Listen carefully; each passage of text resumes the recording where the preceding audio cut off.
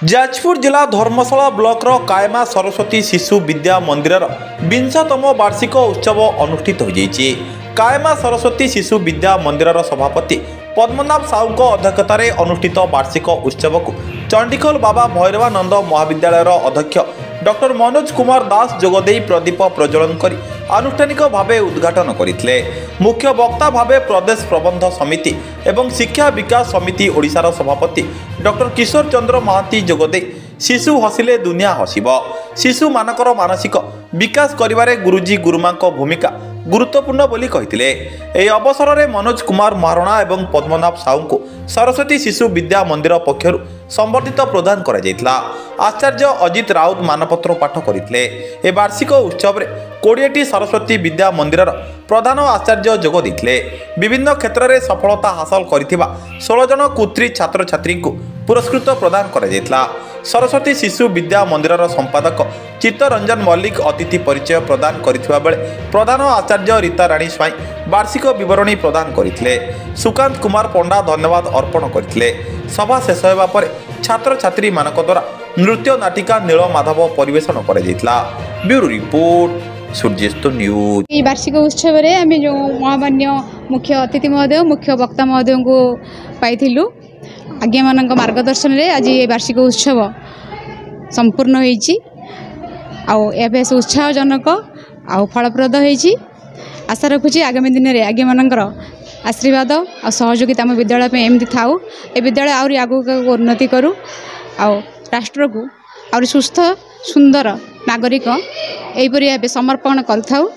एतिकी जगन्नाथ निकट मोर प्रार्थना रखुछि। विद्याभारती शिक्षा विकास समिति आनुकूल्य रे आम सरस्वती शिशु विद्या मंदिर कायमा आमर लक्ष्य एवं आमर शिक्षा पद्धति को अति श्रृंखलित एवं अति मार्जित संस्कार दवापाई बहुत प्रचेष्टा अच्छी। तेणु यही भितर सफलता कहानी मध्य वार्षिक विवरण रे माने जहाँ दर्शित है अति उत्साहजनक। तेणु आगामी दिन रे ये एक अति उच्च कोटिर ओडिशार सरस्वती शिशु मंदिर तैयारी हबो। सेथिपाई आम कर्मकर्ता मान्य सभापति संपादक अन्य समितिर बहुत आशीर्वाद अच्छी सहयोग अच्छी। ये निश्चित विकास करिवो। आ जहाँ लक्ष्य आमर अच्छी जे सामाजिक उन्नति आध्यात्मिक उन्नति क्षेत्र रे ये नुआ भल मनीष मनीष तो मनीष भल मनीष करी आगामी पीढ़ी को तैयारी करिबा पई जो संकल्प नैचंती समर्पित आचार्य मानकर कार्य मान्य प्रधानाचार्यंकर दक्ष सुशासन एवं श्रृंखला या फल निश्चित भाव आम दिन ना दिने बहुत भारत स्तर रे उच्च शिशुर युवपीढ़ीर आम दे पारिबु से कथा विश्वास अच्छी। समस्तंकर सहयोग को कामना करुच्ची। विशेष आउरी दिन रे आउरी अधिक समय तन मन धन समर्पण करिकी आम शिशु मंदिर आसंतु।